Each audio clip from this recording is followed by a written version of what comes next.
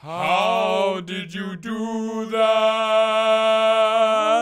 Section of the show where we break down one of the lessons that we did and we show you how we did it.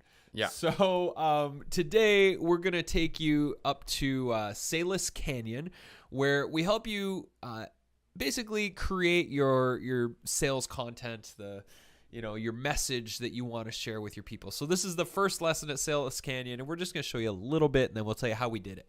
All right, here we go. Is it working? Oh, I'm not hearing any audio. Uh-oh. Timeout. Timeout. Redo. Let's try that again. Wonder what's going on here. And All right, Brad, you need the stall. So just yesterday, this is actually a cool story.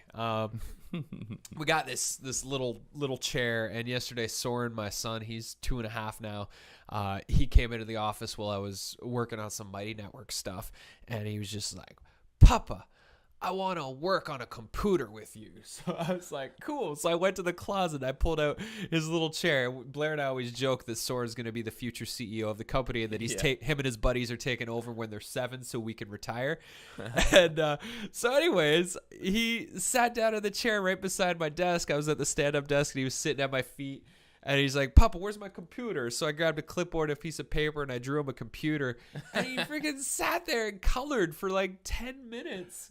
Sitting beside me, I looked down, I snapped a picture at him, which I'll post to the community later, and I was just like, this is so cool. Like, I get to be here at home.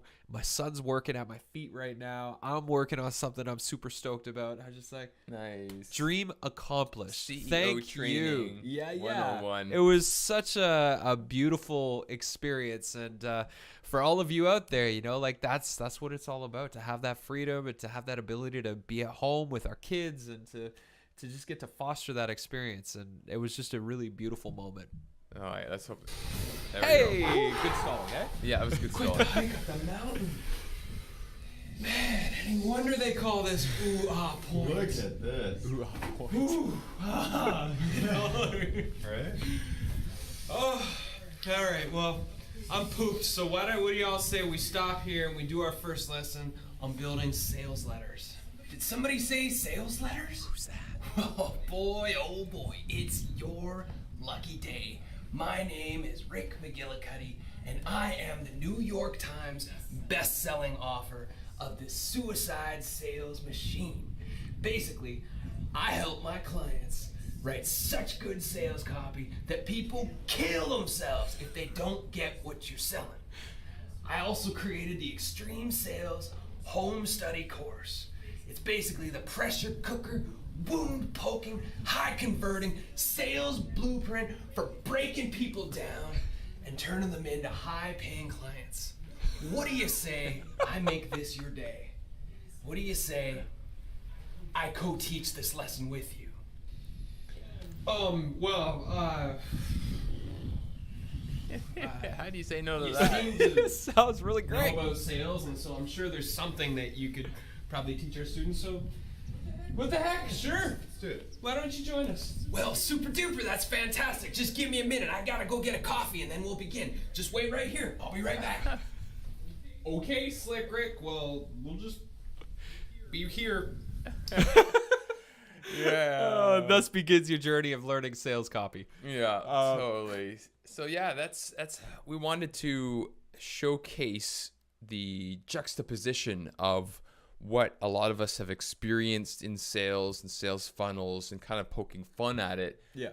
To really help showcase the way that we believe sales can be done and what we just talked with Mark about. So that whole module or checkpoint of the Great E-Course Adventure, eventually you write the sales copy from your own heart to the people that you're trying to reach with it. But each lesson opens with Slick Rick teaching you his way, which is the standard way that most people are doing it in the industry. And then we kind of we shift directions. Crushing, I like the way he said about like if you what's the first one, the killer one? Oh, the killer copy that basically the pressure cooker that breaks people down and pokes at their wounds. And if it doesn't work, you kill yourself. Yeah. Oh, yeah. Writing copy that's so good, people kill themselves. They don't get into your course. Yeah. So Blair, Yeah. how did did we do that? Well, good question. This was a fun one because we wanted to showcase Slick Rick and hiding behind this rock. So what I needed to do, and I can't fully remember if this was just No wonder they call this. point. I can't remember if this was all one background. This or is two backgrounds. Yeah, and I think I cut out the foreground and then put this, Grand Canyon sort of background behind it. And then I needed to create 3 layers here, these rocks, to allow for it to stagger between. So when the character Slick Rick came out, as you can see here, I'm just going to mute this here so I can move through. You can see he pops out from behind and then walks in front. And so this took a little bit of special effects where I needed to allow for, it was almost a cropping here. Yeah. So realistically, this is a layer in front of this one, but I'm cropping Slick Rick out. So it looks like he's actually behind here. And then as I switch it, then I move it forward, and now he's in front of that rock. So it looks like he's walking forward. And it looks like it gives the illusion that we're in a ginormous studio or we're at the Grand Canyon. But really, this whole thing was filmed on like a 6 foot wide triangle. So 6 feet at the widest point, and then like maybe 5 feet long towards the tip of the triangle. So it was a very small space that we had to craft this. Yeah, we created all this essentially in a bedroom size studio. Yeah. And just using some of that magic. So I cut out this rock in front, and therefore it's in front of the layer of this green screen character, and that we recorded. And yeah, like that's kind of what the magic is. And then as you can see, I'm also using in Premiere Pro what I call nesting. And so I nest it all together, and then from here I can get these close-up shots to create as if there's multiple cameras on set taking the shots. Like, so you've got camera 1, camera 2, then you got even a closer up camera. It goes back to camera 1, goes back to camera 2. And so it creates a little bit more movement and interest to the eye. So when you're watching it, there's some movement going on. And yeah, and then the beauty of it too is the acting, the interaction. Yeah. So we created the script, so we knew what we were going to be saying. Everybody had a line. Everybody had a line. So, coming up, we're acting here as if We just climbed this canyon. mountain, out of breath.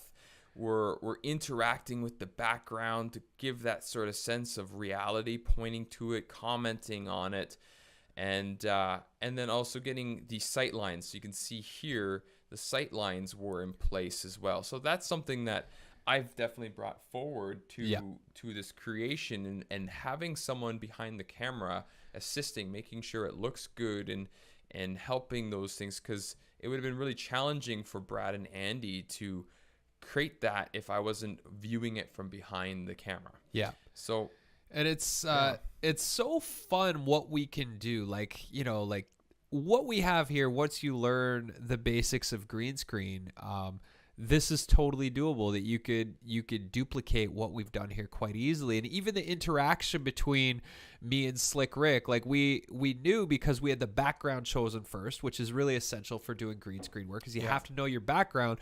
So we could basically know where Rick was going to be. So right there, it looks like Andy and I are actually looking at Slick Rick. totally right. Yeah. So it creates this illusion that all of a sudden the mind starts to accept that, like, oh yeah, I can believe this. And, there's background sounds, there's some birds chirping in the background and that sort of thing. And it helps to make that illusion more real. And if you want to learn these types of tricks, we've got greenscreenmagic.com. For $200, we're going to take you through the whole process of learning to produce high quality green screen work. We're going to learn to be a better presenter of your information, which is a huge part of the course.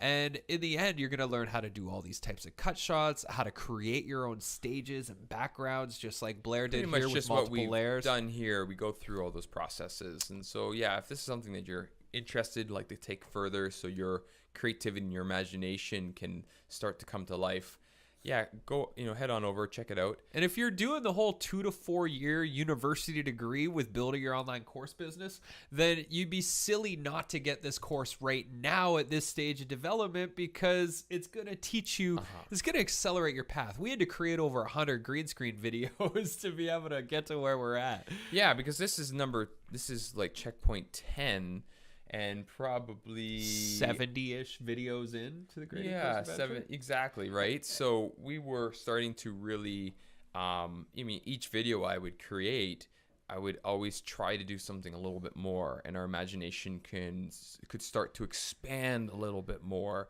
which allowed us to have more fun and to interact with our students in ways that we before just thought was impossible. But we never really said no. We'd always just take the time. So yes, it took effort to create the cutouts, in Photoshop, and then place the layers into it, learning about creating what's it called, where the background is transparent, and how you place those is using PNGs instead of JPEGs, all this sort of stuff. It's part of the learning environment. Yeah.